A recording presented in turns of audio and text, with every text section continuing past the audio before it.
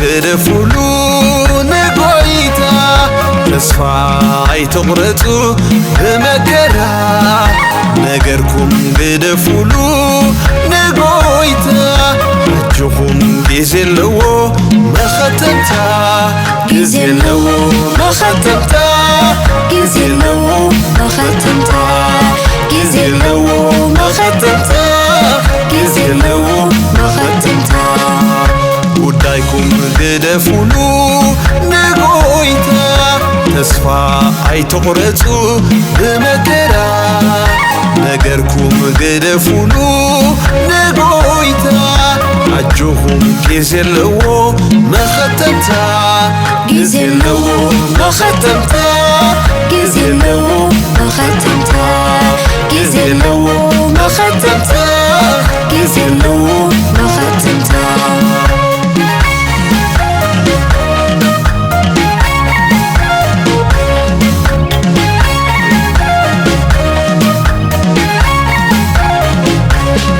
አይትጨነቁ በጽባሕ አይትጠዓሱ ብሕሉፍ አሎንዶ ኩሉ ዝኽእል ንዝተቐብፀ ዘጸብቕ ኣብ ኢየሱስ ተስፋ ግበሩ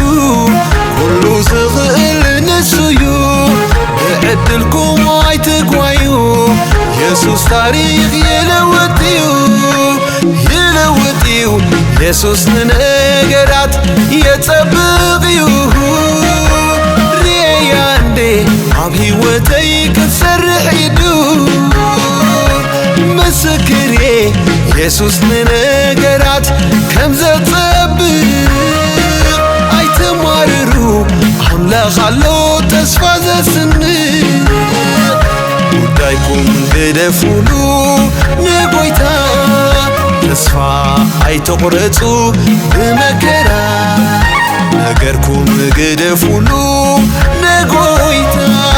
አጅኹም ጊዜለዎ መኸተምታ ጊዜለዎ መኸተምታ ጊዜለዎ መኸተምታ ጊዜለዎ መኸተምታ ጊዜለዎ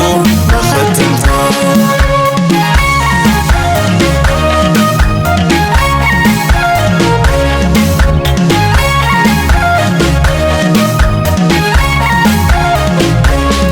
ዘይሰለጠኒ ትበሉ ጊዜ ኣለዎ ንኹሉ ኣብ ጎይታ ኢየሱስ እመኑ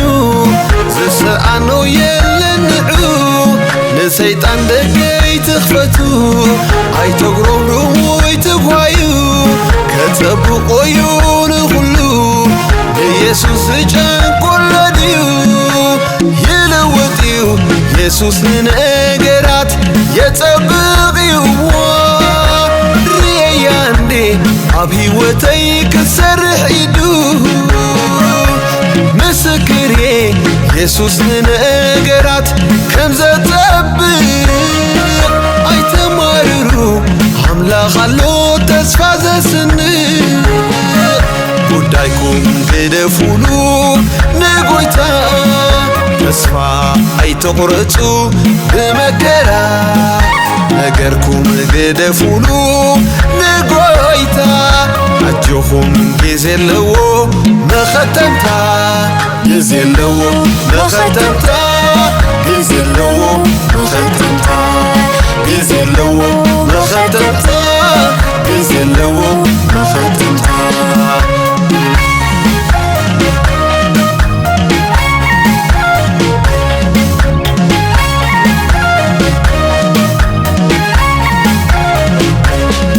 እግዚአብሔር ይፈልጥ እዩ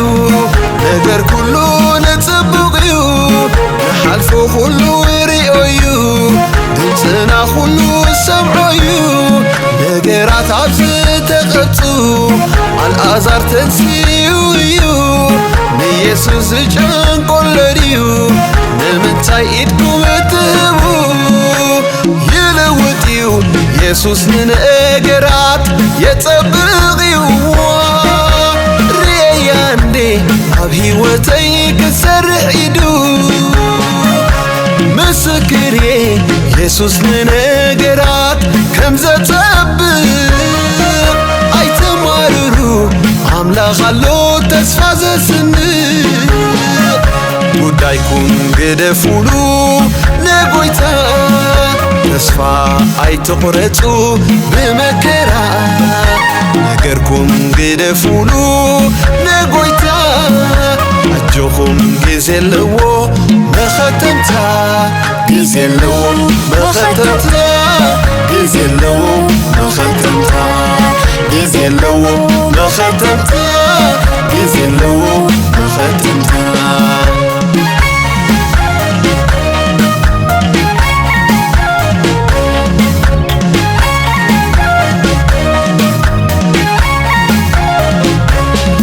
ኣይትስምዕዎ ንሰይጣን ከይረኽበኩም ከም ናይ ሂዋን ብሓሶት ንብዙሕ ዘመን ኣታሊልዩ ንሰባት ኣብቲ ሰብ ዝወድኣሉ ኢየሱስ ዝሰርሕ ሽዑዩ ንሰብ ዘይከኣሎ ንዑ ኩሉ ቀሊል ቀሊል እዩ ይልውጥ እዩ ኢየሱስ ንነገራት የጸብቕ እዩ ርያንዴ ኣብ ሕይወተይ ክሰርሕ ኢዱ ምስክሬ ኢየሱስ ንነገራት ከም ዘጸብቕ ኣይተማርሩ ኣምላኽ ኣሎ ተስፋ ዘስንቕ ጉዳይኩም ግደፉሉ ንጎይታ ተስፋ ኣይትቁረጹ ብመከራ ነገርኩም ግደፉሉ ንጎይታ እጆኹም ጊዜ ኣለዎ መኸተምታ ጊዜ ኣለዎ መኸተምታ ጊዜ ኣለዎ መኸተምታ ጊዜ ኣለዎ መኸተምታ ጊዜ ኣለዎ